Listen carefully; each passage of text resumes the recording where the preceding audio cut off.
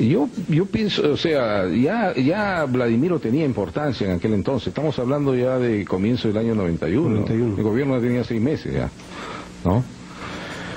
Y de alguna u otra manera hay que reconocer que Vladimiro Montesino era un hombre que tenía el sentido de la oportunidad muy desarrollado. Sabía por dónde el viento soplaba. Y el GEIN en ese momento era un grupo que estaba dando los mejores resultados, ¿no? Era lógico que la DINCOTE y el GEIN despierte interés más aún después de esa operación, ¿no?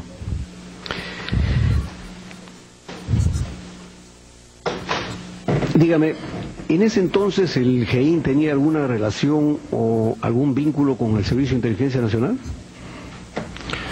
No teníamos, pero a partir del 5 de febrero del año 91, yo fui nombrado con un memorando, enlace entre DINCOTE y el SIN, ¿no? Esta versión yo la di en la entrevista que tuve en la Comisión de la Verdad y Reconciliación, eso está ahí.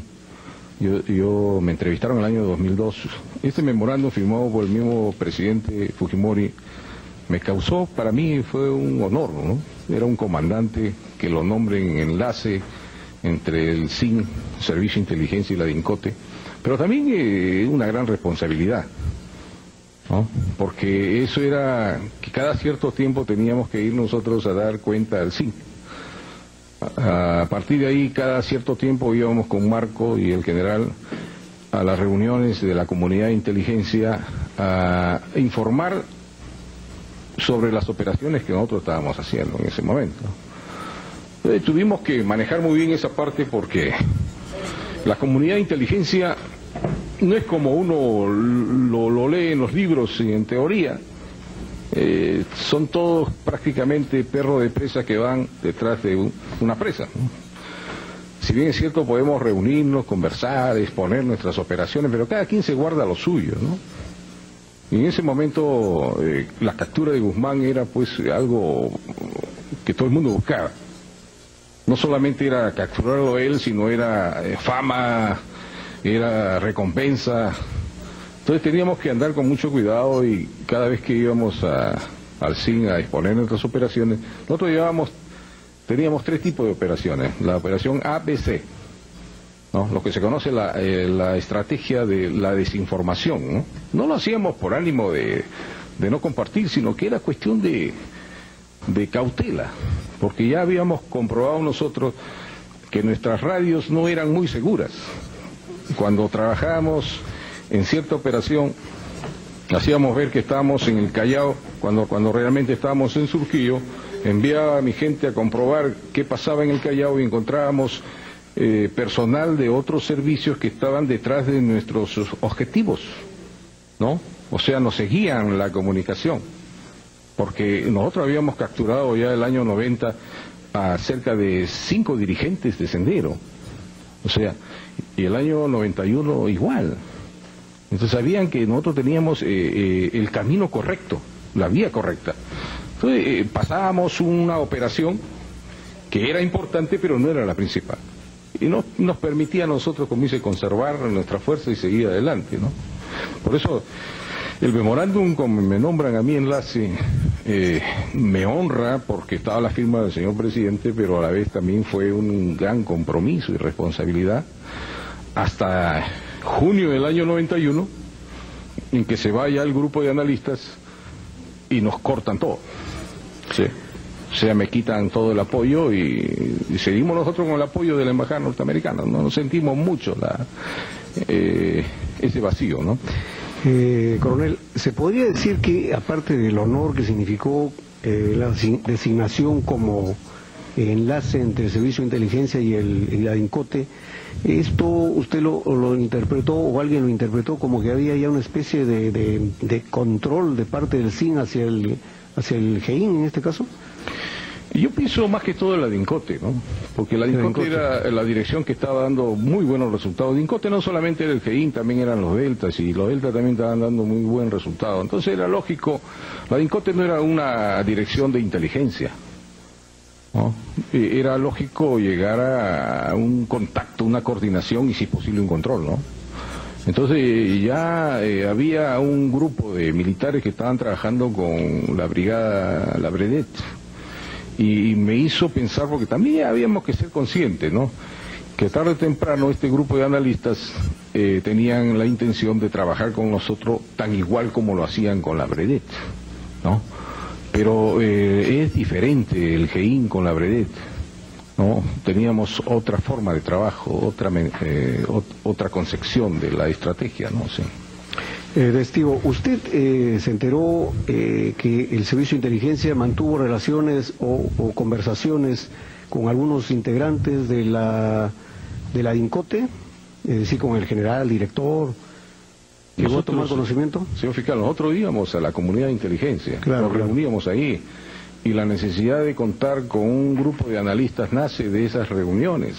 Cuando el general Salazar dice, el general John Caro me pidió un grupo de análisis para apoyar, y fuimos con el mayor Jiménez y Miachiro, porque no habían analistas. Yo creo que exagera un poco, porque el GEIN tenía los mejores analistas estratégicos en aquel entonces, y operativos también. Eso nace de la necesidad de una reunión ahí en la comunidad de inteligencia, porque se había encontrado ese plan justamente que decía rematar el plan de impulsar contra el gobierno de Fujimori, y que entraba a una nueva etapa sendero, que era la guerra de movimiento y de posiciones. Entonces despierta preocupación, curiosidad, y era necesario contar con un apoyo de analistas estratégicos. Así fue la idea, analistas estratégicos que evalúen esa información que estaban en los documentos, para trabajar con escenarios futuros. Y sobre eso hay que hacer una precisión, cómo se concibe el análisis estratégico con el análisis operativo. El analista estratégico trabaja en función de escenarios futuros.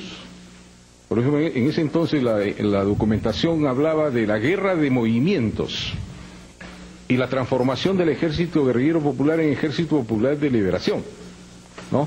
Y que se entraba a una guerra de posiciones para construir la conquista del... Entonces el analista estratégico se proyecta al futuro y dice, ¿cómo Sendero va a transformar el Ejército Guerrillero Popular en Ejército Popular de Liberación si no hay invasores?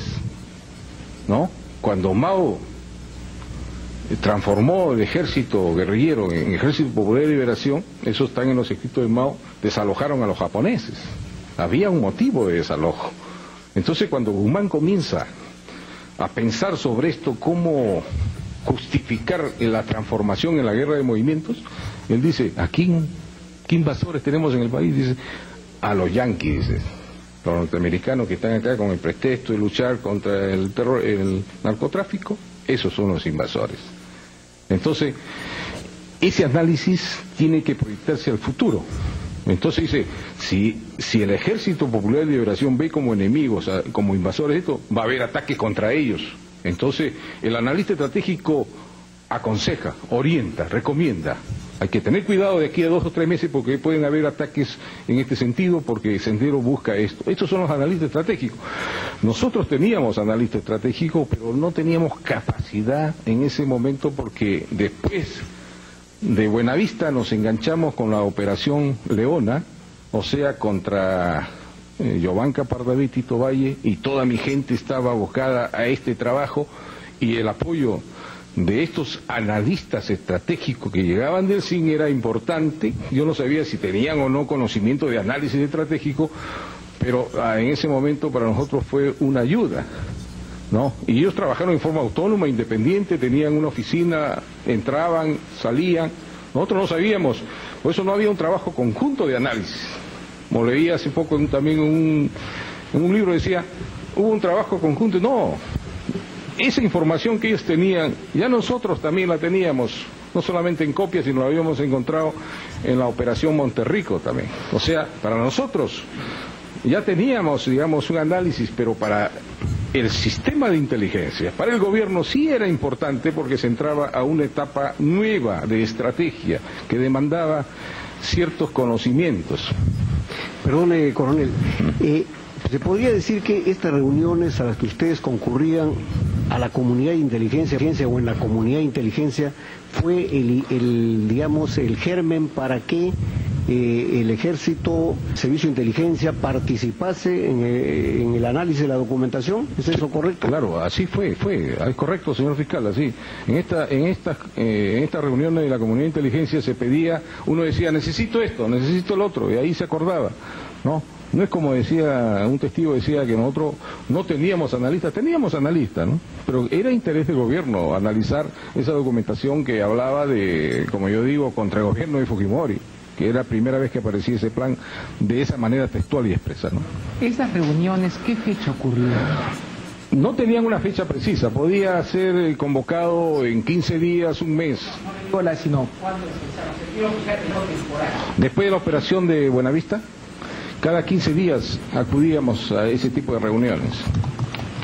Y ahí participaban todos los servicios de inteligencia, la Marina, la Fuerza Aérea, el Ejército, y se hacía en el CIN.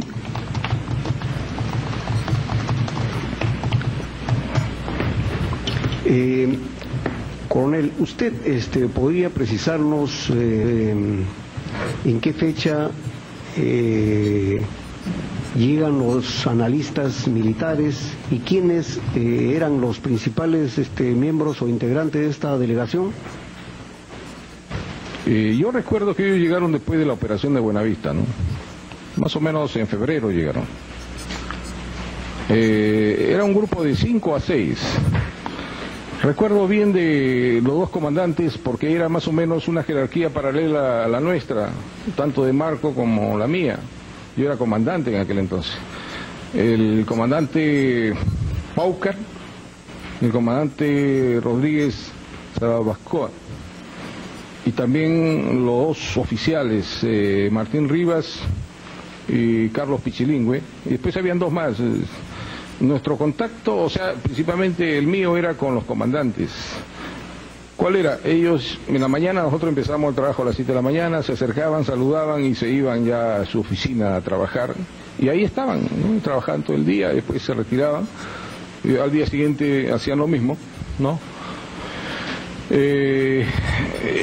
Más había contacto de saludo con los comandantes, ¿no?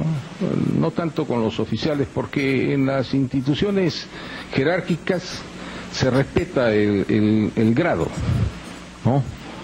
Y yo casi nunca he conversado yo con Martín Rivas ni Carlos Pichilingüe, ¿no? O sea,